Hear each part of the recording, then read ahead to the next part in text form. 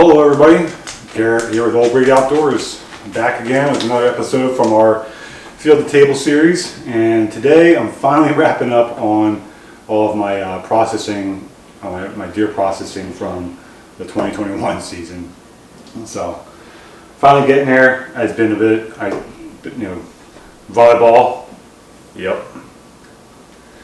Haven't been able to get out there and do some of the work I need to be doing. So finally catching up. I have a nice rainy day weekend here this in spring here in Virginia, and I can get this wrapped up. So I'm doing pretty simple, 15 pounds of Italian sausage, venison Italian sausage. I'm using the beef fat like I normally do with my sausage at a 30% mix. So this should be pretty good. All of the HiMountain seasonings I've used for all of the various sausage making I've done, or whether it be breakfast sausage, Polish sausage, bratwurst. I've done a bunch of different ones now, and they're all amazing. And I'm going to keep using them and keep making a lot of different things. So this year I'm doing a little bit less because I didn't get as much ground meat as I would have liked, this year. So next year I'm going to have to try and make sure I've got a little bit more to make some of my hamburgers and ground meat and all that. So at any rate, today we're going to make 15 pounds of Italian sausage. So I'm going to get busy here and getting this meat prepped for going through the grinder. So stay tuned. Okay, so step one in this process is going to be getting the meat ground up. So got all my venison here thawed out, partially thawed at least. It's easier to get through the grinder, and consistency wise this seems to be better. So I'll run through the coarse ground plate, the coarse grinding plate. I'll get that run through into the bucket, and then I'll run all of my beef fat through as well through the coarse ground plate. And I'll get the meat mixer out, and we'll mix that all together, and then run it through for the final grind, through the fine grind, and then get it all taken care of from there. So, but let's not get too far ahead.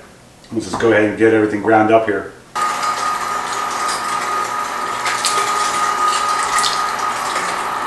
Alright, so now we got the venison all ground up with the coarse grind, and now we're going to get this beef fat ground up. I've said it before, I'll say it again, I have no problem using the beef fat over the pork fat.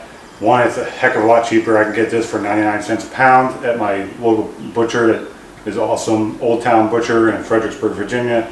It's all locally sourced, sustainably raised meat.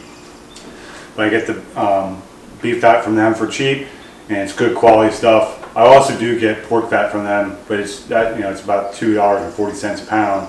So I use that for stuff like my breakfast sausage and whatnot. But for just normal ground meat, for my hamburgers, and then for my normal sausages like this type of sausage, I just like to use this, and it tastes amazing. So we'll get this ground up.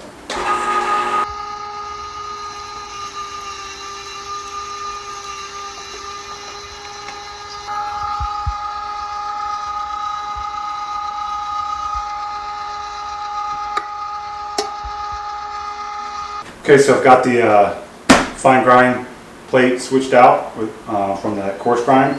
I've got all of my venison and the fat mixed together, and we're going to run it through the fine grind. This is the last step of the grinding process before we can start thinking about mixing the seasoning.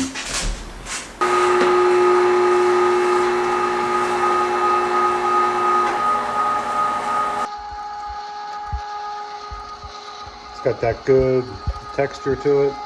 Really comes out good once you get it through that fine grind. Alright, now that I've got the fine grind done, I've got all the fat and the meat mixed together here. I'm going to put in my seasoning kit. So this is the Italian seasoning kit, and then add in my cure. And if you're making fresh sausage, don't put the cure in. This is only for if you're going to make the sausage and then pre-cook it to put it away in the freezer. So because this will get cooked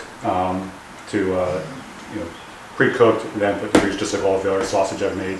One of the ones you don't do that with, is the stuff I've made, is the hot dogs and your breakfast sausage links. Those don't get cured, and they don't get pre-cooked. So here we go. I'm going to sprinkle this in here, and then I'll just use the spatula here. I can use the meat mixer if I want to, but for this, it doesn't call for a lot of times it calls for some ice water to go in here and mix your seasoning in. It doesn't call for that. and this is just a little bit simpler than trying to use the meat mixer. The meat mixer I find when I'm doing really large batches is where I really like using, because I can't get everything through at one time here. So if I'm making like 30 pounds, this is 15 pounds of sausage. If I was making 30, 40 pounds of sausage like I have in the past, that's a different story. And you got multiple buckets and all this other stuff. It's just easier to, do all your grind with meat in one bucket, and then get, your fat in another one, and then start mixing the meat mixer, do all those things. So if you watch some of my other videos that I've done on like Polish sausage or the bratwurst, you'll see the meat mixer there. But for this small batch like this, it's just not really necessary. So I just use my spatula and mix it all together in my bucket here, and that will work just fine. You can use your hands too, doesn't really matter. It's just like making meatloaf, just a really large meatloaf. All right, so that's done. And then the next thing I need to do is soak. I didn't already pre-soak them, so I'm going to give this some time. But I've got my natural sausage casings. Comes with the kit from HiMountain Seasonings. You can do this any way you want. I'm just showing you how I do it. I like these kits from HiMountain Seasonings. It takes a lot of the extra thinking and effort out of it. You just use the chart they have, and it even says in the instructions if you want to kind of modify this a little bit, you can. You can add other types of stuff in here.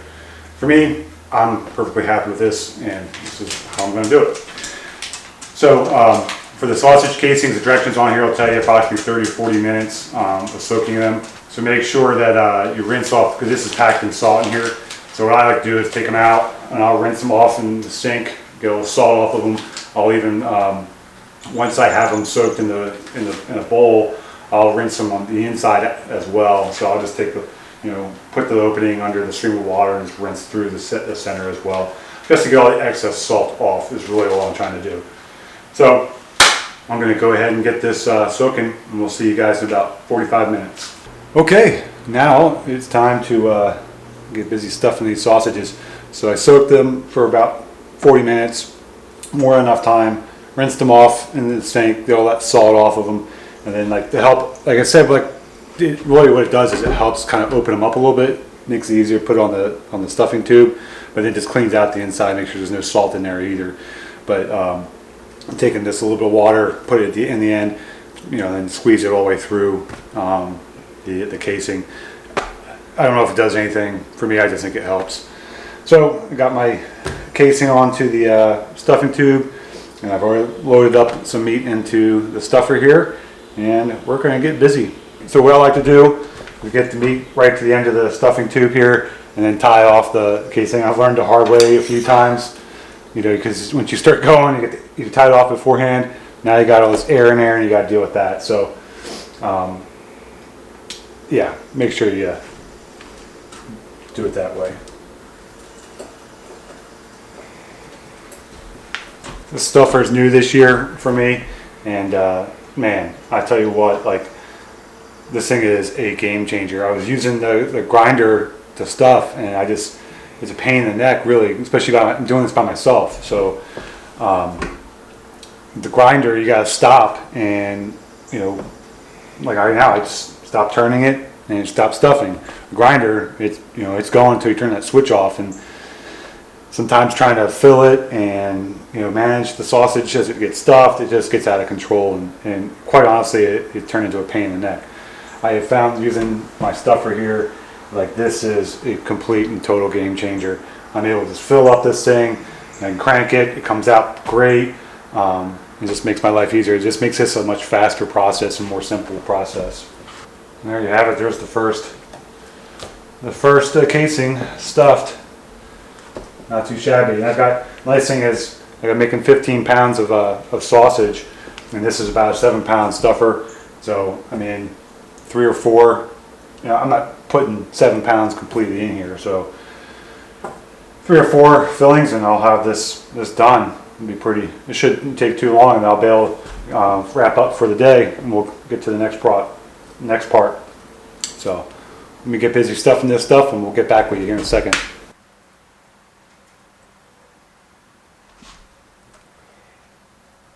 All right, well, that's a wrap for today. today. I got everything stuffed here. Went pretty smooth. I love using that stuffer. It just makes things so much easier.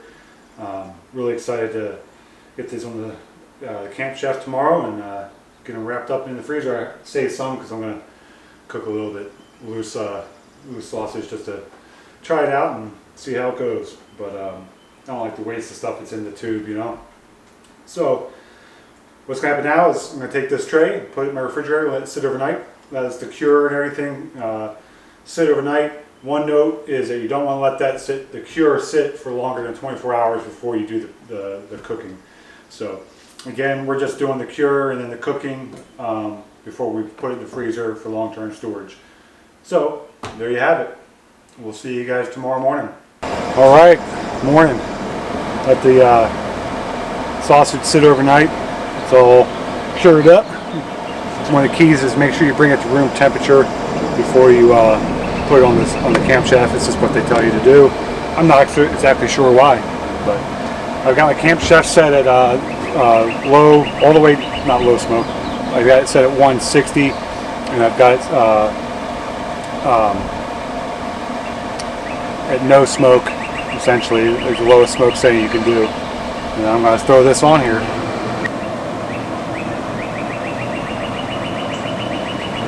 Make sure you spread it out and put it on here. Essentially you want to have it so it's not touching, so that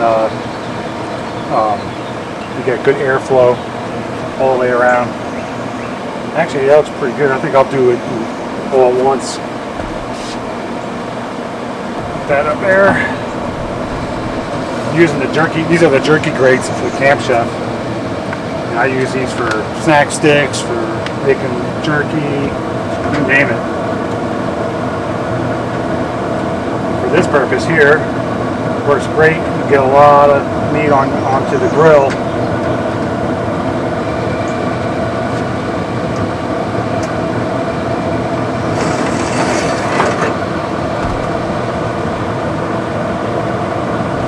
Set that guy over there.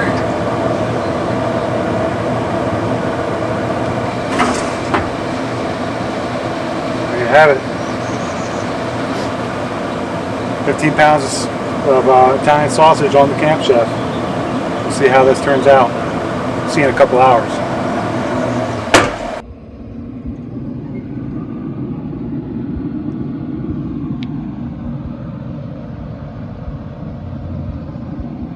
Alright folks, we're all done. All I got left to do now is wrap this up and throw it in the freezer. So looks pretty good.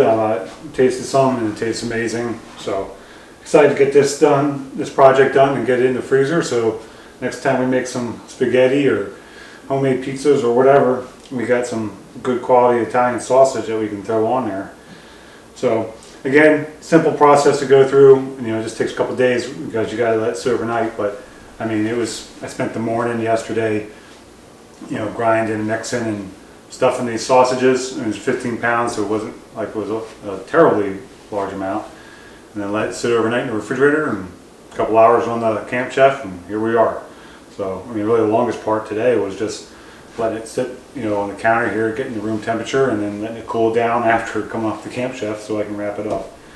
So thanks for following along. Hope you guys enjoyed this one. It seems like we've been getting a lot of really good traffic on a lot of these field table episodes. So we're going to keep doing them, and we've gotten a lot of good comments and some questions here and there, and that's why we're doing it, just to provide some, you know, some information for anybody out there that's looking to try something different. And there's just, as we've said, there's so many different ways you can use your venison.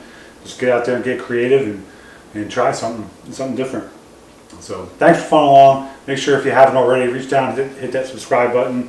Give us a like, give us a comment, head over to our shop, buy some cool gear. And thanks for the support. We'll see you guys next time.